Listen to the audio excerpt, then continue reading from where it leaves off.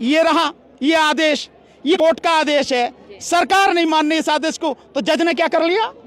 और बाकी जो आ रहे हैं अब सामने आ रहे हैं, आपके चंद्रचूड़ ने जो किया सबके सामने आ रहा है, जो अदालतें कर रही हैं सबके सामने आ रहा है। शासन प्रशासन में जो लोग बैठे हैं उनकी गुंडागर्दी के दम पर, विशेष रूप से इलेक्शन कमिश्नर के दम पर बेईमानी और घोटाला करके बार बार जो चुनकर आ रही है, उस सरकार को केवल और केवल बैलेट पेपर से हटाया जा सकता है।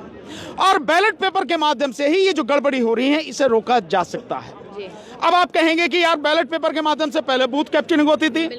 नमस्कार, आप देख रहे हैं द जनता लाइव। मैं हूं कशिश आपके साथ। यहाँ पर देखिए तालकटोरा स्टेडियम के बाहर हम मौजूद हैं। तमाम लोगों की भीड़ है, अलग अलग जगहों से यहाँ पर लोग आए और सबकी अलग अलग मांगे हैं यहाँ पर। तो सीधा यहाँ पर भानु प्रताप जी से बातचीत करेंगे और ये जानने की कोशिश करेंगे कि आखिरकार क्या मांगे हैं, क्योंकि लगातार कहा जा रहा है कि देश का माहौल खराब हो रहा है। बैलेट पेपर का इस्तेमाल हो तो शायद अच्छी सरकार आएगी और जनता के लिए ज्यादा अच्छा रहेगा। तो इसी बात पर चर्चा करेंगे कि आखिरकार मुद्दे क्या लेकर आए आप लोग। देखिए, मुद्दे बहुत सीधे से हैं और मुद्दे जो आम जनता है, साधारण जनता है, जो किसान हैं, जो मजदूर हैं, जो सफाई कर्मचारी हैं, जो आईटी असिस्टेंट हैं, ये जो टीचर्स हैं जिनको गेस्ट टीचर के रूप में रखा, ये इन सब के मुद्दे हैं। और यहाँ पर जो खेती की ज़मीन है, जो 360 गांव हैं दिल्ली के, उन गांवों में जिस तरह से किसानों की ज़मीन को कौड़ियों के मोल सरकार ले रही है और अरबों खरबों रुपए जो है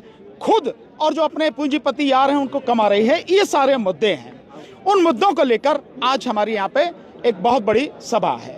अलग अलग जगह से लोग आए हैं और आपने जिस तरीके से बताया कि ये सब मुद्दे, और मैंने लगातार लोगों ने देखा है कि आप हमेशा बैलेट पेपर की बात करते हैं, तो क्यों बैलेट पेपर ही क्यों? नहीं, बैलेट पेपर इसलिए है कि बहुत मोटी सी बात है, इसको समझने की कोशिश करें। लोकतंत्र में मतदान एक सबसे बड़ा अधिकार है। सरकार कैसी बनेगी कैसी नहीं बनेगी, या मैं किसको चाहता हूं कि सरकार में कौन आए या कौन व्यक्ति एमएलए बने, एमपी बने, जीत के आके मेरा प्रतिनिधित्व करे, ये मेरा अधिकार है संवैधानिक, और मेरा एक तरह से मूल अधिकार भी ये है।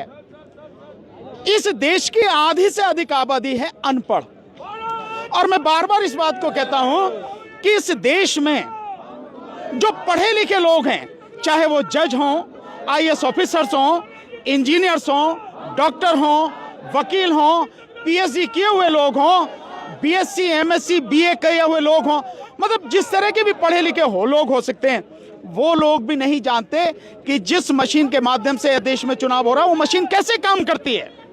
मतलब बिल्कुल सभी लोगों को एक तरह से गुलाम समझ के उनसे मतदान कराया जा रहा है। जब ये लोग नहीं जानते, पढ़े लिखे लोग, यहाँ के हाई कोर्ट और सुप्रीम कोर्ट के जजेस भी नहीं जानते, तो आम जनता जो साधारण लोग हैं, अनपढ़ लोग हैं, वो कैसे जानेंगे कि ये मशीन कैसे काम करती है। ये केवल एक ही आधार काफी है इस मशीन को हटाने का और इस देश में बैलेट पेपर से चुनाव कराने का। लेकिन जो सरकार केवल इस मशीन के दम पर और शासन प्रशासन में जो लोग बैठे हैं उनकी गुंडागर्दी के दम पर, विशेष रूप से इलेक्शन कमिश्नर के दम पर बेईमानी और घोटाला करके बार बार जो चुनकर आ रही है, उस सरकार को केवल और केवल बैलेट पेपर से हटाया जा सकता है। और बैलेट पेपर के माध्यम से ही ये जो गड़बड़ी हो रही है इसे रोका जा सकता है। अब आप कहेंगे कि यार बैलेट पेपर के माध्यम से पहले बूथ कैप्चरिंग होती थी। ये सवाल का जवाब बहुत सीधा सा है। बूथ कैप्चरिंग कितनों में हो सकती है, कितने बूथ में हो सकती है, कितने गांव में हो सकती है? 10 में, 20 में, 100 में, 200 में, 1000 में, 2000 में। यहाँ तो एक आदमी इलेक्शन कमिश्नर बैठ के जो है पूरे देश का जो इलेक्शन है उसे ही लूट लेता। क्या ये जो लूट है उस लूट से मतलब कम है क्या? ये निश्चित रूप से जो मशीन के माध्यम से लूट हो रही है वो भयानक लूट है। और लोग आज की तारीख में जो वर्तमान केंद्र सरकार है और उसी की जितने भी पार्टियां जहां भी मतलब उसके नेतृत्व में सरकार बननी है, किसी को नहीं चाहती है। आपके सामने लेटेस्ट 3 उदाहरण हैं, लोकसभा चुनाव 2024 और उसके बाद में हरियाणा का चुनाव, और इससे भी ज्यादा जो बड़ा चुनाव अभी हुआ है महाराष्ट्र के, वो आपके सामने है। और महाराष्ट्र चुनाव में जिस तरह से शासन प्रशासन ने, इलेक्शन कमीशन ने बेईमानी का नंगा नाच किया है, वोटों को लूटा है, ऐसी लूट अब से पहले तो कहीं देखी नहीं गई। कम से कम इस देश में तो हुई नहीं, बाहर तो होती ही नहीं है। तो आप मुद्दों की बात करें कि तमाम मुद्दे लेकर लोग यहाँ पर पहुंचे हैं, लेकिन आपको नहीं लगता कि सरकार शायद इन पर काम करे, और सरकार अगर इन पे काम नहीं करे तो किस पर काम करे? सरकार किसी पे काम नहीं कर रही, सरकार अपनी अय्याशी में मस्त है। मैं अगर सीधी साहब आपको बात कहूं, सरकार अपनी अय्याशी में मस्त है।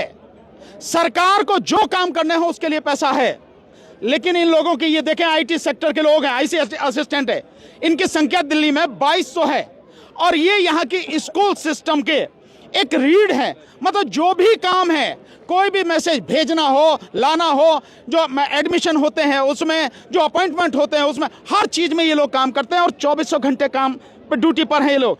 इन्हें 5 महीने से तनख्वाह नहीं मिली। क्या एमपी रह जाएंगे, एमएलए रह जाएंगे, मंत्री रह जाएंगे, 1 महीने भी उन्हें तनख्वाह ना मिले तो? एमसीडी के अंदर 26 साल हो गए कच्चे हो गए, पक्के नहीं किए गए। तो ये जो सारी चीजें हैं, इन सारी चीजों को लेकर सरकार काम नहीं करती। सरकार अगर काम करती तो ये लोग यहाँ पर नहीं होते। तो आपको नहीं लगता कि एक ऐसा मुद्दा है देश में जो मंदिर मस्जिद वाले, उस पर ज्यादा ध्यान दिया जा रहा है? नहीं, मंदिर मस्जिद वाले मुद्दे पर ही ध्यान दे रही है सरकार। इसलिए दे रही है कि उसके पास में किसी भी सवाल का जवाब नहीं। या इस देश में भयानक बेरोजगारी है, सरकार इस पर बोलने को तैयार नहीं है, उसके पास जवाब नहीं है। क्यों है बेरोजगारी इस देश में? अभी रिपोर्ट आई है लेटेस्ट, जो पूरा कोर सेक्टर है यानी मैन्युफैक्चरिंग सेक्टर है, वो माइनस में चला गया है। सरकार कह रही है कि देश में, दुनिया में जो है तीसरी अर्थव्यवस्था बड़ी बनेगी है, आज 5वीं अर्थव्यवस्था, तो कोर सेक्टर में मैन्युफैक्चरिंग सेक्टर माइनस में क्यों जा रहा? उसे तो कम से कम डबल डिजिट में होना चाहिए, 10 से ऊपर होना चाहिए था, माइनस में जा रहा है। और दूसरा, इसके साथ में महंगाई कितनी भयानक है, इसका जवाब नहीं है। लोगों की शिक्षा जो है पूरी तरह से तहस-नहस की जा रही है, इसका जवाब नहीं है।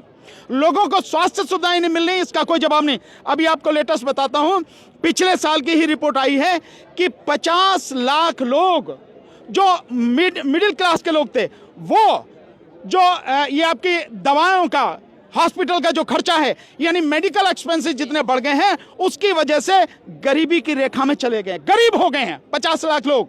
ये स्थिति है, सरकार के पास इसका कोई जवाब नहीं है। कहीं भी किसी को मार दिया जाता है, कत्ल कर दिया जाता है, इसका कोई जवाब नहीं है। सरकार ने ही गुंडों का रूप धारण कर लिया है। मतलब कहते हैं कि सब बाहर गुंडे नहीं है, लेकिन सरकार में सारे के सारे गुंडे बैठे हैं, सारी गुंडागर्दी करी है, जहां चाहे जिसका घर तोड़ देते हैं, बुलडोजर चला देते हैं।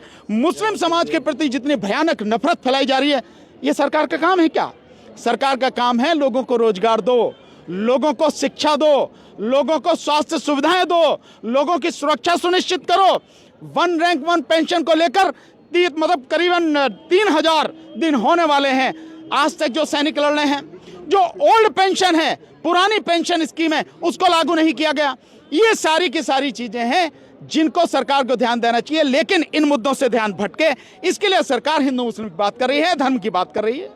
तो आप लोग यहाँ पर जिस तरीके से बैलेट पेपर की बात कर रहे हैं, तो आपको लगता है कि अभी दिल्ली के चुनाव बहुत नजदीक है, तो शायद आप लोगों की बात सुनी जाएगी, समझी जाएगी और बैलेट पेपर पे चुनाव होगा? नहीं, हम नहीं जानते कि बात सुनी जाएगी नहीं सुनी जाएगी, लेकिन हम इतना शोर मचाएंगे कि इनके कानों में हमारी आवाज गूंजेगी। और केवल शोर नहीं मचाएंगे, हम सड़क पर आज ही घोषणा करेंगे। अभी जब मीटिंग शुरू होगी, बैलेट पेपर को लेकर किस तरह से आंदोलन चलेगा, आज ही यहां से घोषणा होगी, आप सब देखना। और अब सड़क पर आंदोलन होगा, सड़क पर लड़ाई होगी, केवल कहने की बात नहीं, सड़क पर लड़ाई होगी।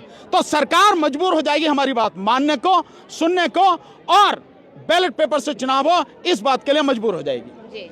चलिए, यहाँ पर तमाम एक चीज और दिखा रहा हूं, ये देखिए, ये कोर्ट का आदेश है, यही दिल्ली कोर्ट का आदेश है। और ये आदेश जो है होने के बावजूद भी इन लोगों के ड्राइवर हैं ये, इनको नौकरी पर नहीं लिया गया, 5 महीने से ज्यादा हो गए। ये स्थिति है, कोर्ट के आदेशों की ये स्थिति है।